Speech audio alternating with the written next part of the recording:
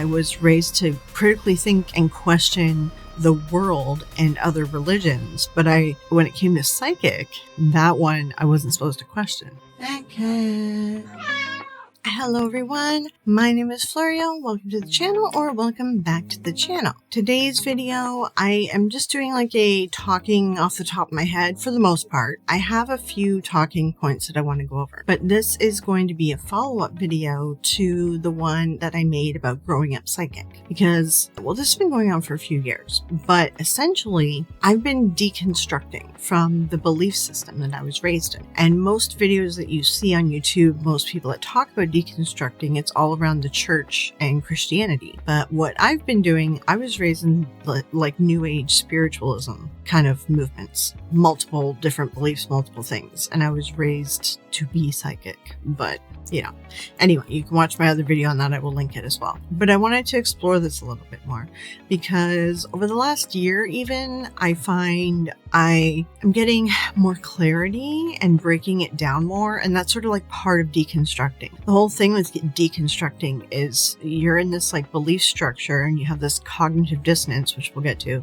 But once a little hole has been created in your belief structure, then it starts disintegrating and then you start questioning everything else. And this did start a number of years ago when I had a couple of friends who passed away, and that sort of triggered it. But then I got busy with life and I didn't really think about this stuff. But then coming back to it now over the last couple of years, I've been really breaking it down more and being more self-aware of what's going on. I don't even know what I'm going to call this video. It is deconstructing, just from the spiritualist movement, essentially. So I know it's different. It's a little different. And I also want to add a little disclaimer here. Because my entire belief structure is being challenged, other things in my life as well, my beliefs on other things have also been challenged. Stuff that I believed in even last year has changed. I think that the following years, more things are going to change. I feel like I'm sort of changing and evolving to I'm more aware of the flaws in my previous beliefs, not even just spiritual, worldwide stuff. And I think that this is good. And I think everyone should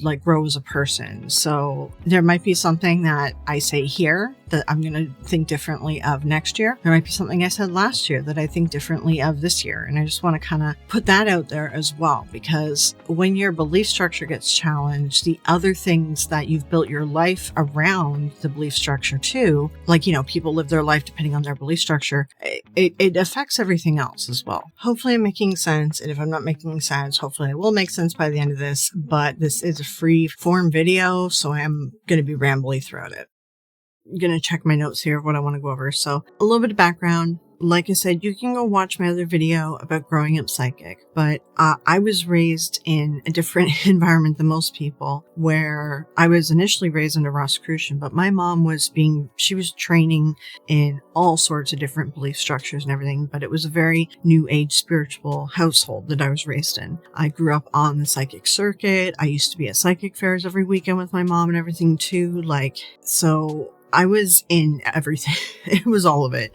Psychics, past life regressions, Reiki, master herbalist, whatever New Age, anything. My mom's trained in all sorts of different beliefs. Druidism, and there was Wiccan, there was shamanism. She did all sorts of stuff. And she had me explore this too, which was great. And it was an okay upbringing and everything.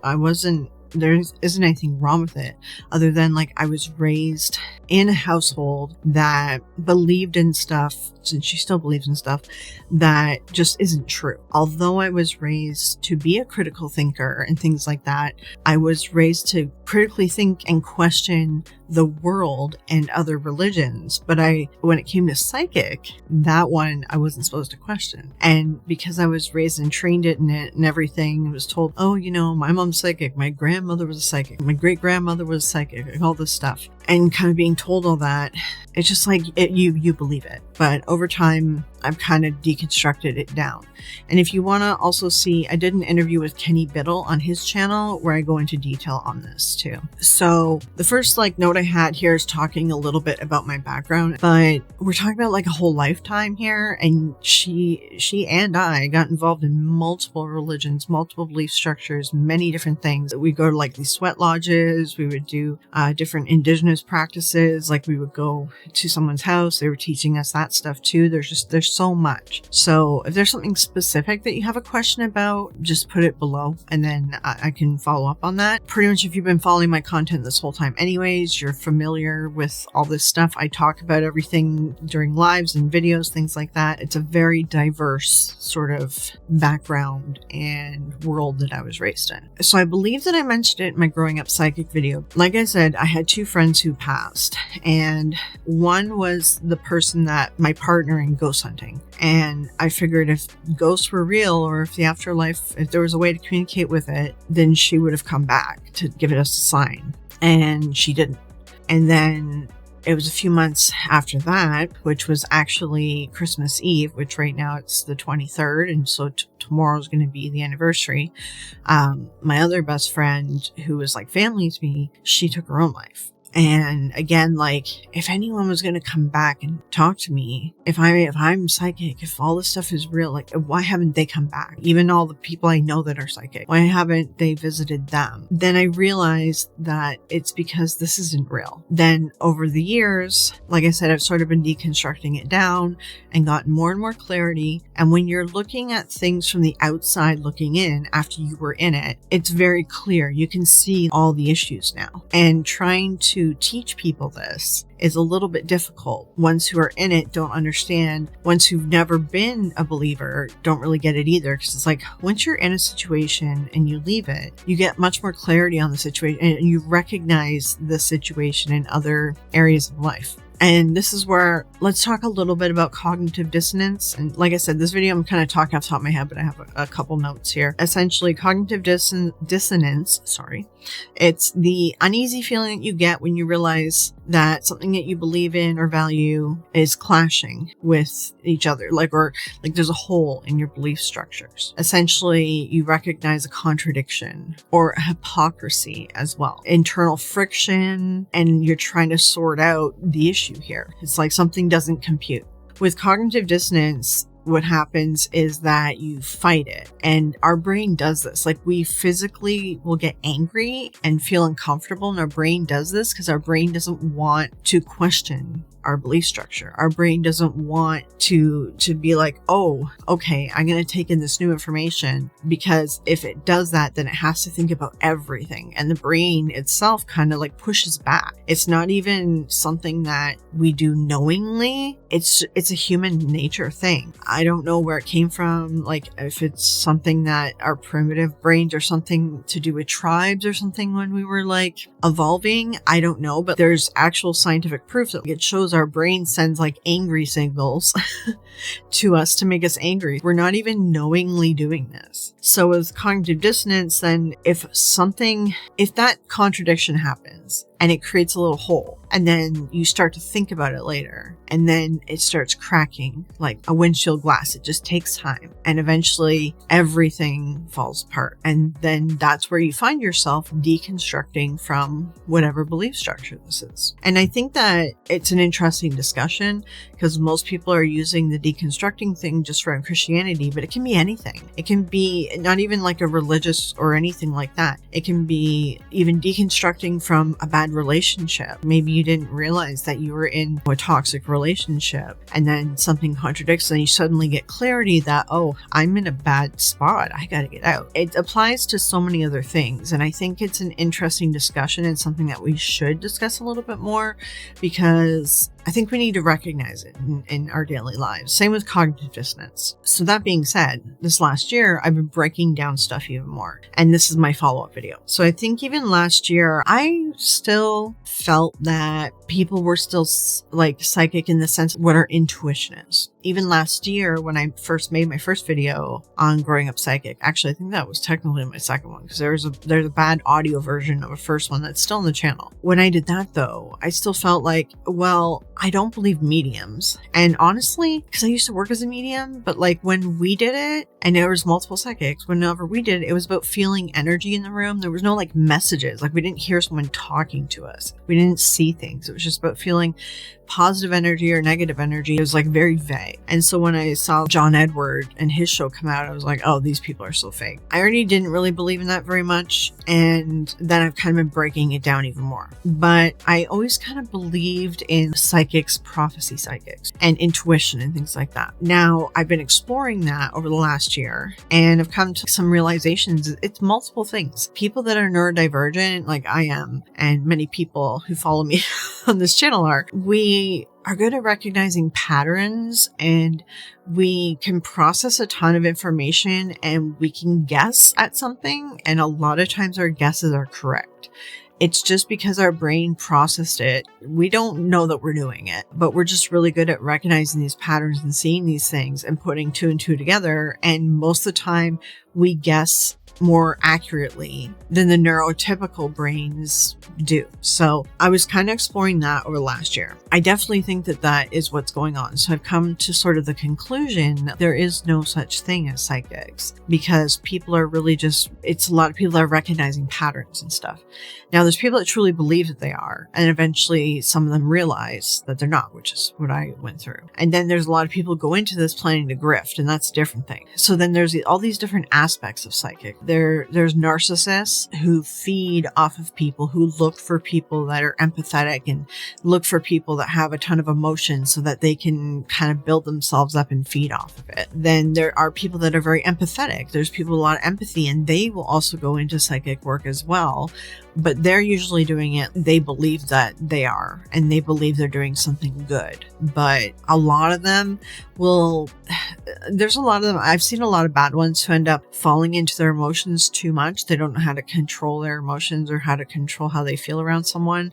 And then their readings and things will go totally off the wall, which there's a psychic actually we'll be covering soon to show you an example of one. But yeah, so I just kind of wanted to talk about that, because I guess over the last year, my videos, I see comments every once in a while, and people are like, oh, you're a cynic. I don't feel that I am a cynic at this point. I have a lifetime of experience in this field, and I have been sort of deconstructing from this for a number of years. When my friends passed, what year was it? I think it was 2009 or 2008. I've been deconstructing from this for a while. Yes, I took a break because life got busy, but I have been thinking about this for a long time. I think I've just come to the conclusion, like I've taken in all the information like a scientist, and I've just created a conclusion or refined a conclusion that there is no such thing as psychics at all. Just none at all. There is such thing as like intuition, but we are created with that. That's part of our like primitive human, whatever, biology. There are things that have happened to me that I can't explain. And this is the only thing that I'll say, maybe slightly, there could be something there. I've had a lot of strange experiences where it's just someone that I'm really close to, like a really close friend or family or something, and we're miles apart from each other, but just strange things happen. We know when each other's thinking about each other and things like that. And I still do believe in reincarnation. I do believe that energy turns into something else. And I do believe that we have different paths we go on and we could end up anywhere in the universe. And that belief isn't going to change, mainly because one, I am still religious, which I'll cover that again for those of you who don't know. But one, it just helps you be comfortable with the thought of death. So I'm still going to believe in that. I'm always going to believe in that. I don't think that's going to drop, to be honest. It's a way that humans also can cope with everyone dies, right? It's just like a coping mechanism for a lot of people, but I still believe in it because I do think that we pass on. The one aspect, I guess, that I'll say, like where my belief stands right now with it, I think that the people that we meet in our lives, I think that we are connected through like past lives, but there's energy and things that we don't see that physics is getting into, like the subatomic world, particles, things like that, atoms, and we go even smaller and smaller, and the world starts getting really chaotic. Like there's stuff happening, but we just can't see it. Things are smaller and smaller and smaller. Matter's made up of like all these little things, and they do say that there is like energies and stuff. Like I don't know how to explain it properly. I don't want to do research on this video. I'm just talking off the top of my head. But like, I've read a lot about this. It's like, it's not necessarily energy, but particles are connected to one another. I feel like we are connected to each other. Maybe I believe that we've had past lives together. The people that we meet that become important to us, I believe that they were connected to us in other past lives. And that's the belief sort of I'm at. But that belief could go away. I could see me dropping that belief, but I do think that we are connected to people somehow through some sort of energy or something. You just recognize when a person walks in the room, that feeling, there's something there. Or when someone's staring at you, sometimes you can just turn around and be like, look, and then it's like someone staring at you. It's not all the time, but it's these little moments. And I just feel like sometimes we're connected. And I think some of those unbelievable stories or stories that can't be explained, I think that maybe is what it is. I think that we're sort of connected, and I think that physics probably has those answers. We'll reach those answers. I think that we will get there and understand the world a lot better. Because if you think about it, when we were cavemen, we created gods and deities and, whole pantheons to explain things like thunderstorms or solar eclipses and things like that. So I just feel like we're going to figure this out with physics eventually. And when people look back on humans today, then they're going to be like, oh, they were so primitive and dumb. So I think that the answer is going to be with physics. I think that that's where we're going to find it. Theoretical physics, the people who are in that field are the ones that are going to answer all these questions for us. And there are some physicists out there that are doing it, but they're also a little bit loopy. So it kind of ruins their reputation for it. Anyway, I do talk about it. There's a video I made about like how I don't believe that we truly die, and I talk about the physics stuff, and I mention him. So I will link that video as well to this one. As you can tell, I kind of like ramble and talk. So those of you who are new to the channel, this is sort of what I do because I'm talking off the top of my head.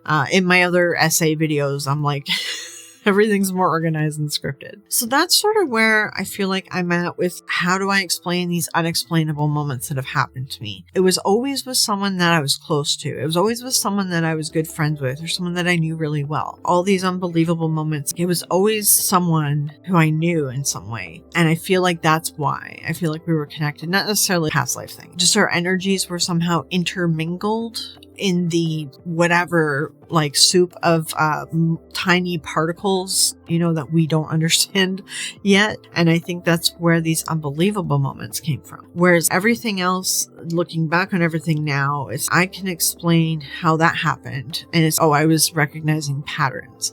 I was picking up on people are neurodivergent. We pick up on the slightest thing. We'll notice a small change in the voice or like a little facial movement or just something. We just sense when things are off. And a lot of times we just don't say anything or do anything about it because we're not sure. Well, we need more information. But when you're raised psychic and you are neurodivergent, you just say the things because you're taught whatever pops into your head and whatever you're feeling, that's your psychic ability. So if we define psychic ability as just really good intuition plus pattern recognition and things like that, if that's what being psychic is, then okay, you're psychic. But it's not mystical. It's not anything that is magic. It's just people that are good at reading people or patterns. Even with me, it's like depending on your interest and what you've done, in your life. I'm not going to talk about politics, but I worked in politics for like 20 years.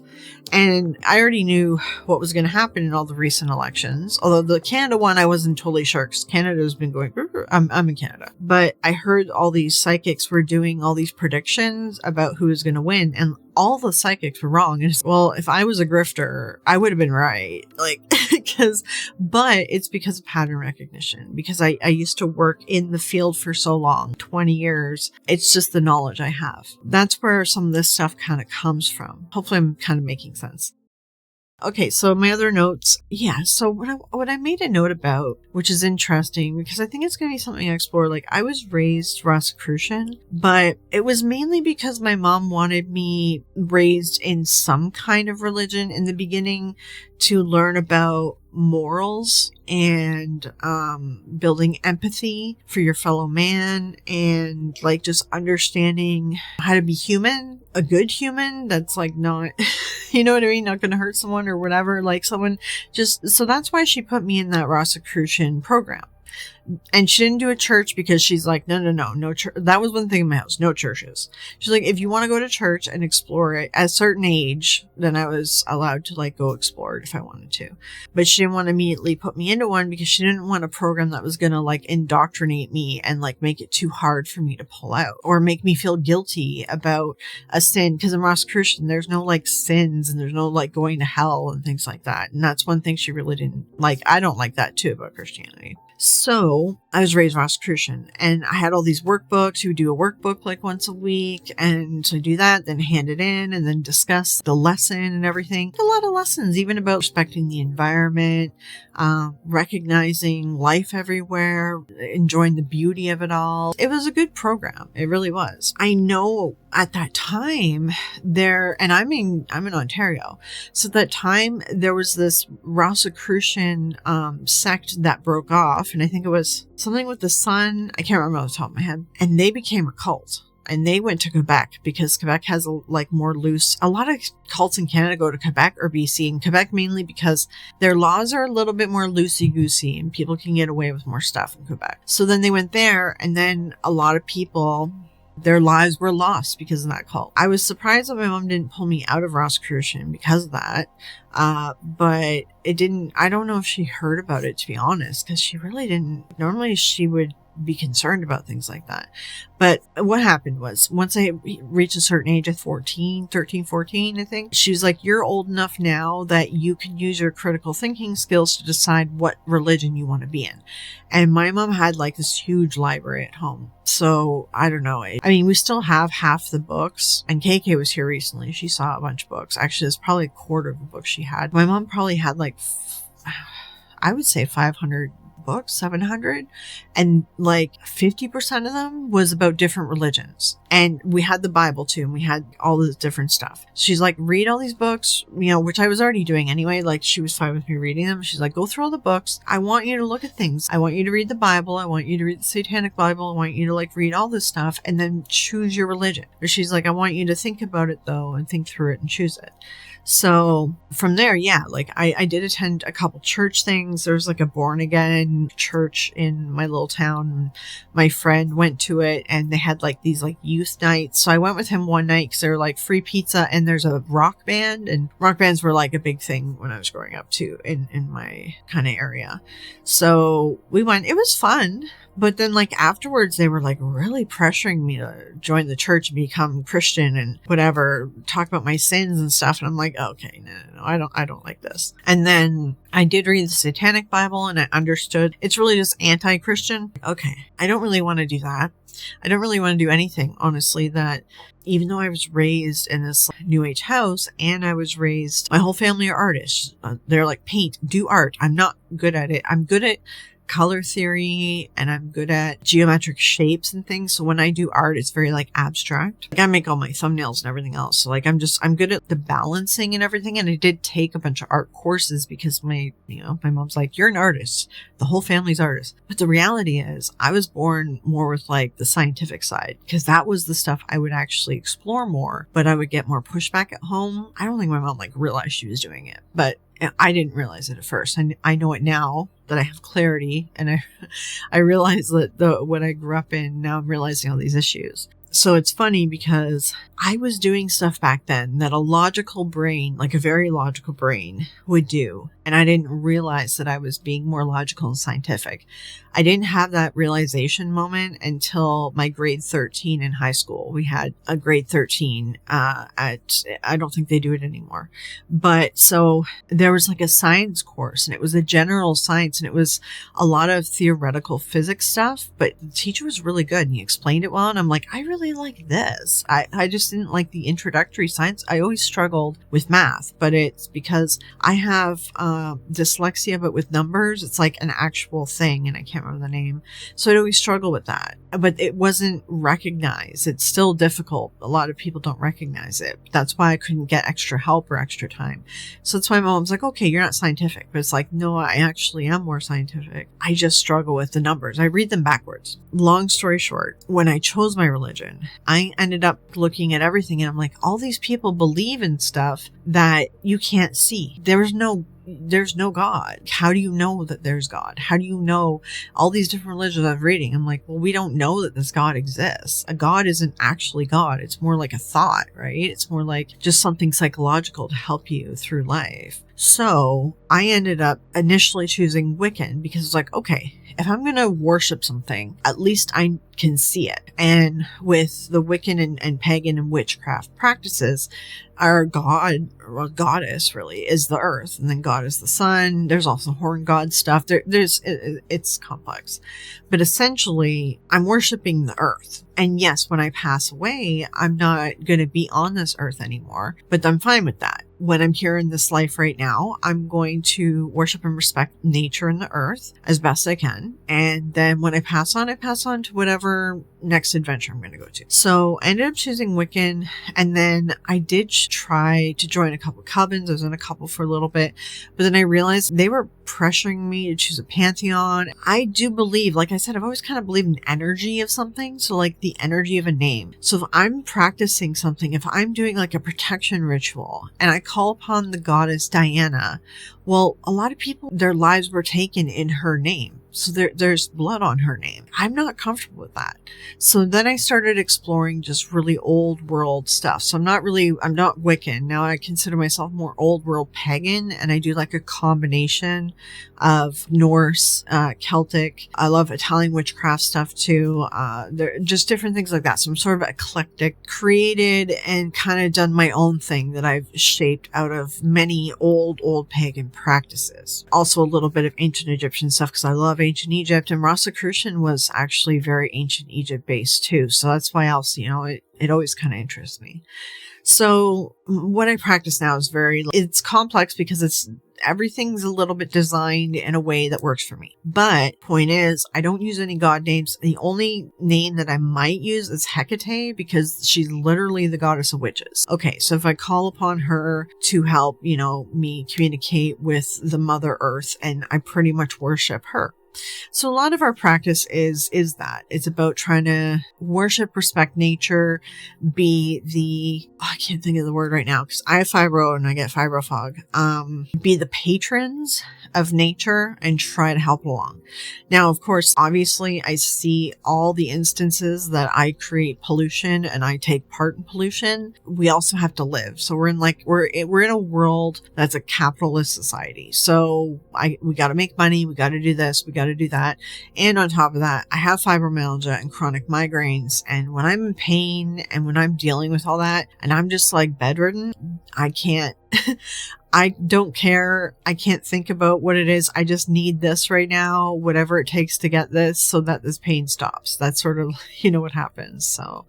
So we're kind of the stewards. I think that's the word. We're kind of the stewards of nature, but like in a modern world, I know it's not perfect, but just recognizing the issues there and recognizing where you've had to create pollution or had to use something or whatever to make sure that I can still have a roof over my head. So I just try my best with it. So that's where I have religious belief still. My religious belief is in these old practices to worship Earth and to try to give back to her.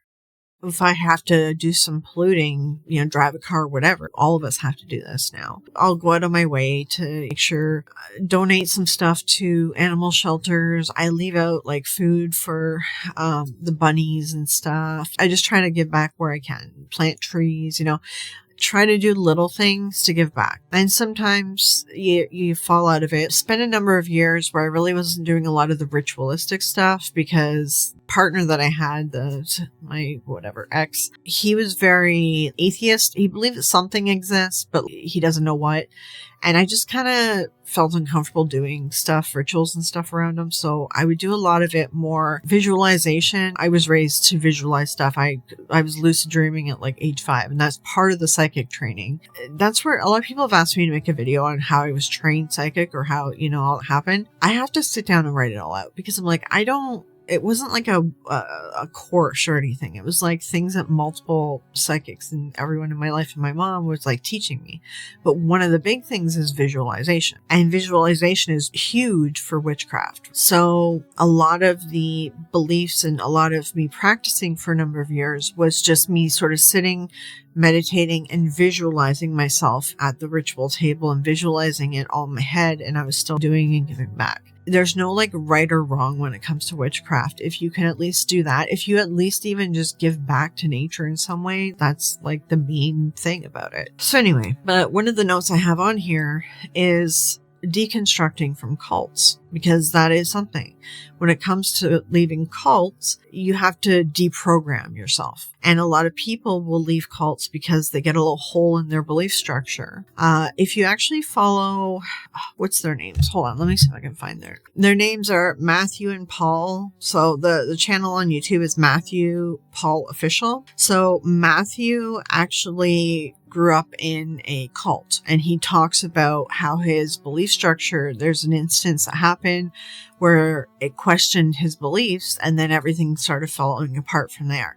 His explanation of how he sort of deprogrammed and deconstructed is the best explanation I've heard, because he remembers the moments and he's telling the story and it's vivid and it's like, oh, okay.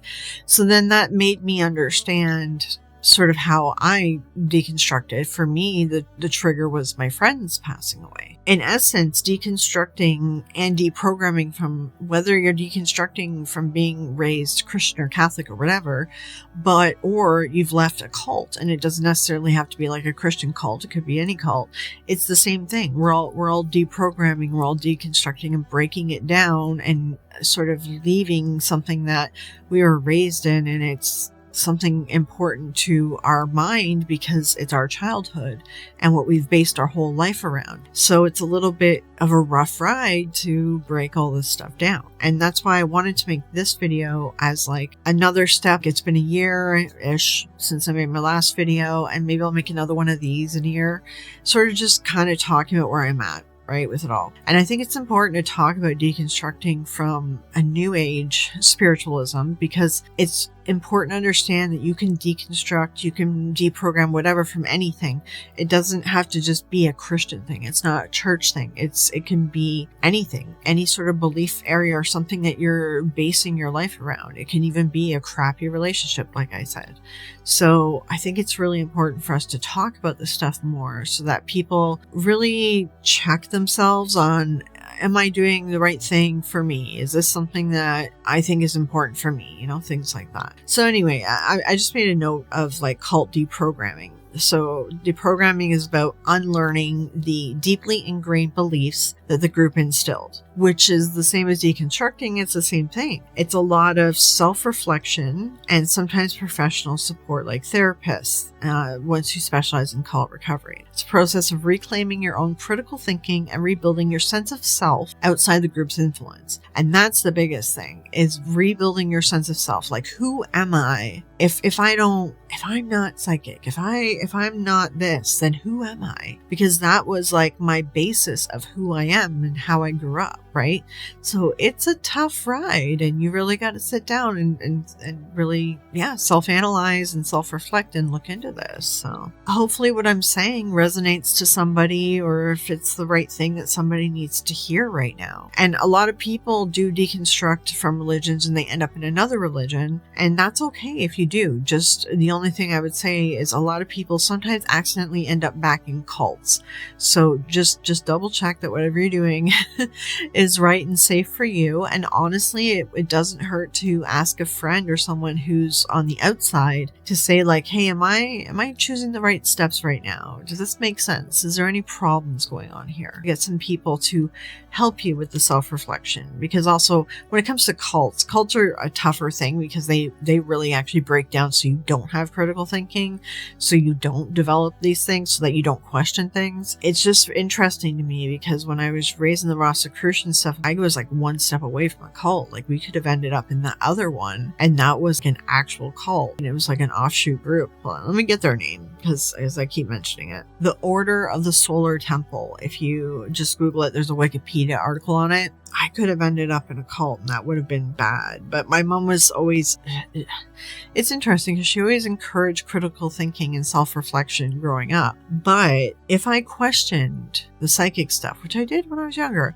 and the other thing, my mom is also one of those woo-woo people that believe there's aliens everywhere and that, you know, we've been abducted by aliens and that we're somehow important to them. And, you know, she believes in a lot of weird conspiracy theories too. I always questioned that when I was younger. It seems insane. Like, why do you believe in this? I wasn't allowed to apply critical thinking to that, and she wouldn't apply critical thinking to that stuff. But if we're presented something like fascism or Christian, you know, the ones who try to like convert you and get all up in your face, because I don't mind if someone's Christian, but like, just, you know, don't convert me. Like, we can talk about our different religions, but I'm not going to go to your religion. Don't stop trying to convert me, right? So it's like my mom wanted me to apply critical thinking to all that stuff in life, everything, even how I handle like friendships, how I handle relationships. There's so much, right? I just find it interesting because I wasn't really allowed to apply critical thinking to aliens, things like aliens or conspiracy theories or being psychic, because all that stuff is true because she's decided it's true. She's got cognitive dissonance going on big time with that. So anyway, this was a cult that was around, when did it happen? Oh, okay. No, it started. So I'm like, yeah, I wasn't even born yet. It started in 1983 or something. It carried on to 97. I mean, damn, we were really close. We could have been like one step away from ending up in this thing. Yeah, it's nutty. I wonder if I'll ever found out about it. I don't know. And that's something. My next psychic video is going to be, I'm doing it on a psychic that's not really known, but the story is very something to learn from, I think, because some people do psychic stuff because they like the way it feels. They like feeling like the authority or feeling like they're helping someone or whatever, right? And so people get addicted to that. And my mom enjoyed that. Like, she likes that sort of side of things. So a lot of times I don't talk to her about any of this stuff anymore because I can't. She goes off on like these crazy tangents. She has a degree in philosophy too, so like she just goes all over the place, and I just can't deal with it. So, but I was talking to a family member who, not one of mine, but someone who their family member thinks they're psychic, and they're going through this, and they're like, how do I talk to them? Because I feel like there's this disconnect now. But honestly, I don't. I end up walking away because she just fights me on it, and that's what happens. People will fight you because their belief system, their brain makes them get angry, and they don't want to listen to reason, or they don't want to even do any critical thinking on it. So you guys are just getting a lot of me gabbing off the top of my head here. So hopefully you guys like this video. I don't know. We're going to release this for like a Christmas video, just to kind of release something right after Christmas. And because I needed a bit of a break between videos, because I did a huge psychic video recently, and and winter's hitting me hard because fibromyalgia sucks, man. Oh yeah, and then with the culty programming, a lot of members say it helps to connect with others who've been through the same thing, and shared experiences can be validating, which is true, yeah. And I think that's why it works so well with people that are leaving Christianity and people that are deconstructing from Christianity, because there's other people out there. Where it's like, people in my position, there isn't really other people out there, but maybe there is. And maybe I'm making this video and telling you that there are other people who were raised, because my mom was a hippie, raised in these hippie environments and these new age environments, and they're now realizing that all this stuff is BS, and now they're trying to come to terms with it. And maybe we all need to talk about this kind of stuff. It's not just Christians who get to deconstruct. Other people can deconstruct, right, from different belief systems. And I know there's people that have been raised in these alternative, different belief systems. And it's not necessarily even religion based. My thing was like being psychic and believing in all the woo-woo stuff. It was like a belief structure, I guess, but like it wasn't a religion, because my religious practice is pagan, but this is like a belief structure. So it's a little bit different, but I feel like it's the same, and I think it's a good conversation to have. And I don't think I have all the words to properly describe all of it yet. And it's something I'm still thinking on. And so there'll be a follow-up video to this. So yeah. Like I said, then the other thing I made a note of, people often will find comfort in what's recognizable. Like I was in, I don't know if I can say the word, I was in a relationship that was really toxic, if you know what I mean. Like it was one of those bad ones. And a lot of people, it takes us a long time to leave it. And it's the same thing. Like we're deconstructing, when we realize that we're in it, we're like, oh, like I gotta get out. And it takes a long time when you leave and come back and stuff. But oftentimes we'll like leave that bad relationship, and you'll find that person then in the next relationship that they are in, they've chosen the same kind of partner, and they're back in one of those relationships, they're trapped again. And that's the same thing that can happen with cults too. People leave a cult and then they end up back in another cult with a different belief structure, because our brain recognizes the pattern and it feels like comforting because it's something that our brain knows. So something to watch out for when you are doing deconstructing, when you are kind of breaking things down and leaving a belief structure, is to recognize that you're not falling back into another one. So always self-analyzing and self-reflecting on everything is a key aspect to all of this. As I'm talking through this video, I'm trying to give advice a little bit on deconstructing. There's a really good channel called Anti-Bot, and her husband, they grew up in like cult environments, and it was Christian based, and they have deconstructed and stuff, but she's gone over to like different religion and everything. But the way that they explain things is really well done. So I do recommend you check them out. It's like a learned pattern. Another term I heard is coercive control as well. So that's when the group or relationship uses subtle manipulation to keep someone feeling like they need to keep coming back. So that's the unable to leave. It takes a while to leave. And just know, if you are in that position, it's okay. It just takes, I think the people said, like, or whatever, they done statistics, it takes like I'll just say woman in this case, it takes a woman at least 7 tries to leave a relationship with, one of those toxic relationships, the word that I don't really want to say because I'm not really sure if YouTube hates it, and I think they do. The average person, it takes 7 times of leaving and coming back, takes 7 before they finally leave for good. And that's average. There's some that never end up getting out because they have this coercive control. And the same thing goes with religion too. And I think too, one of the biggest things that happens with a lot of people with Christian sort of breaking it down is you were part of a community. So you lose that community, and you probably even lose some of your family relationships too. And that's a little bit rough, and it's hard. So at least with me, we were part of this community. We were very much like, I grew up in it, and it was all part of my life. But what ended up happening with my mom, is that there was a few psychics that were grifters, like full on, like they were knowingly faking stuff. They lied about things. There was all this stuff happened, and my mom found out, and then she just cut ties with everyone. And then from then on, we didn't do psychic fairs anymore. We didn't go to all those things anymore because she didn't trust that people there were not faking it. There's a difference between, she obviously truly believes in her abilities, but yeah, so that's sort of like, we were part of a community, and then that happened. And then my mom realized how many grifters were actually in these psychic fairs. And it took a bit of time, but we realized then eventually, okay, then we just cut ties. And that happened it was a number of years before it happened. I think it happened when I was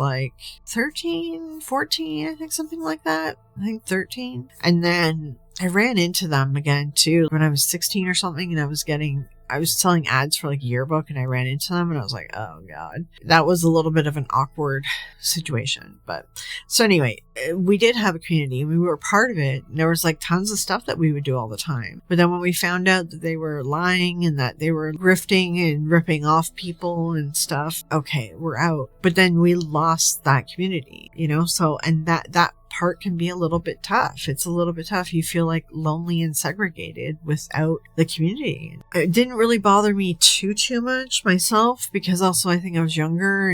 We have other friends, there's other people, but I think it probably did bug my mom. Like, it was probably a bit of a tough, situation, because I know she hated them after. She's like, just don't trust them. They lie about so much stuff. And it's true. Yeah. Okay, so that was sort of the notes that I made. I wanted to kind of just talk about like cognitive dissonance, cult deprogramming, sort of the psychological aspects, like you keep coming back again to the course of control, and then trauma bonding is something else in my notes too, and that's the familiarity of certain patterns. So like you keep kind of going back to what is familiar. I think it's interesting because I was in like one of those bad relationships, and then I grew up with this belief structure. And so it feels like in the last few years, I've been kind of breaking everything down. I'm like finding my new self, I guess, of who I am, and like a lot of self-reflection. Now that I have clarity, it's like, oh yeah, no, it was bad. And now it's like I recognize the patterns. So when I see someone else who's like them, no, they're not good. But then other people don't see it, because like you have to have lived the experience to understand what we're seeing, which is why too, it's like some stuff that shows up in the news I've now like come to recognize and respect that. For instance, the BLM movement, I'm not truly going to understand what they've gone through, because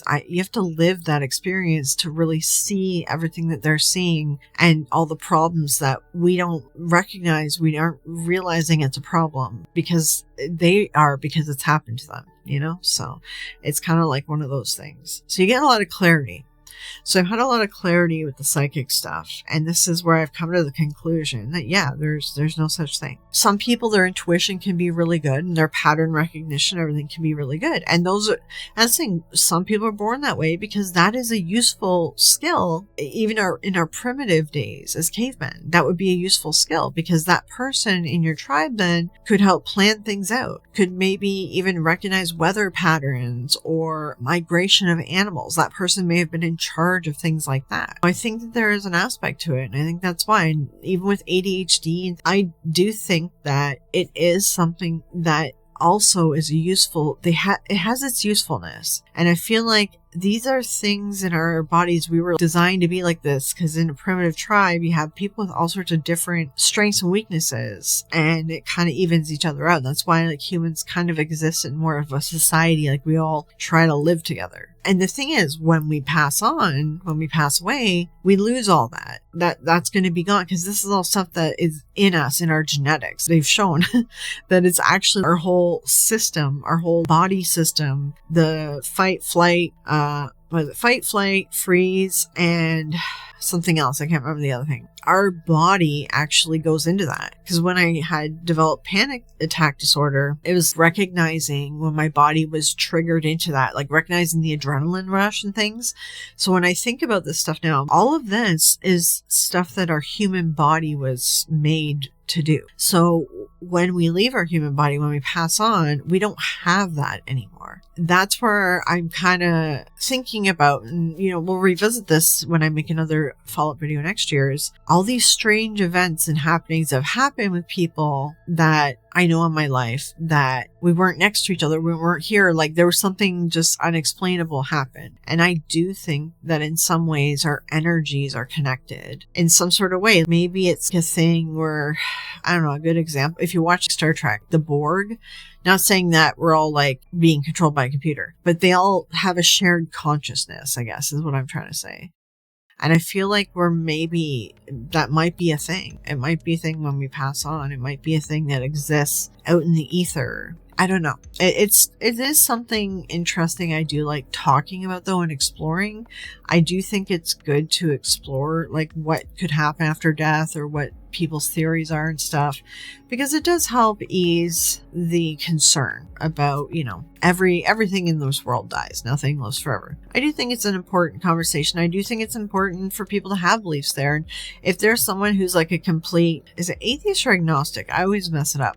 If there's someone who's completely doesn't believe in anything, and they make fun of you for believing in life after death, or that you're gonna move on or whatever, honestly, I'm not saying it's a cognitive dissonance, but I'm just saying like those people understand understand when you're making fun of someone, like, they're doing that because it's a way for them to cope with death. Don't listen to people like that. If something helps you cope with death, I say hang on to it. But just don't get caught up in it, because the problem with like Christian and Catholic and all that is they're like, you're going to go to hell for this, or you need to get into heaven. It's like you live your life based on these invisible things that probably don't exist, right? So just, find a good, healthy, I guess, median in the middle. But that's why it's good to talk to peers that are on the outside and see if what you're doing makes sense and you're not going down a bad path. So, okay, so that's what I'm going to kind of talk about. I guess just kind of want to do a follow-up video that, I wanted to add to this conversation and sort of say, like, even in the last year, I've just come to the conclusion that I don't believe that anyone's actually psychic. I just think that some people are really tapped into their intuition, empathy, pattern recognition, things like that, and they just sense things. Like, there's just things that we sense and that we know. I just don't think it's mystical, I guess is my point. And I do think that some of the stuff, it is something that people can train themselves to do, for sure. You can train in it. It's harder for people that are neurotypical to learn the visualization stuff, the pattern recognition, things like that, because that stuff is much harder for neurotypical people to do. Whereas neurodivergent people, like, we're good. Like, you tell me a story and I'm visualizing every little bit in my head. It's like creating it, drawing it, whatever. So, but yeah, that's why anyone can learn how to be psychic. You've probably heard. And people teach people how to be psychic. All they're doing is teaching them, like, how to meditate, how to visualize, how to do things like that. But I think the tapping into each other's energy, and it might not be the right term, I'm just sort of using, new age woo-woo terms. There's something there, I think, that connects us with people that are important in our lives. And that's why, when someone's about to call you, or when, one of your friends is having a bad day, you just kind of have a feeling and you're like, you know what, I haven't talked to them in a couple days. I'm going to message them. And you do. And they're like having the worst time. That is, I think, where I stand right now as of today, is that I still think that there are these unexplainable moments, but I do think that they can be explained by science. And I think it's something with physics, and I think it's something with energy, electricity, atoms, molecules, whatever. We'll get there eventually. I'll try to remember to link all the videos that I mentioned too, because I'll probably forget. But definitely to go check out Matthew and Paul. Take a look at Matthew. I don't know if it's on their channel. I think he did an interview of like cult deprogramming and what happened to him. And it's very good. It was very moving to me. I really enjoyed it. Hopefully you found this video interesting. ? If there's any questions that you guys have about anything of my upbringing as well, just let me know. I did like a live interview / Q&A with Kenny Biddle, so I will link that below if you want to check that out too. And yeah, I guess, the next video I guess I'll try to work on for sharing my upbringing, because a lot of people really find it fascinating. So the next video I want to work on, I guess, is how I was trained to be psychic, because I think a lot of people find that really interesting. So I guess keep an eye out for that one for my next sort of like rambly video. Oh, I wanted to explore personality cults, the cult of a personality. When spirituality turns into the cult of one person. It's like psychological thing. So I wanted to explore that. I'm going to try to get back to doing lives once a week as well.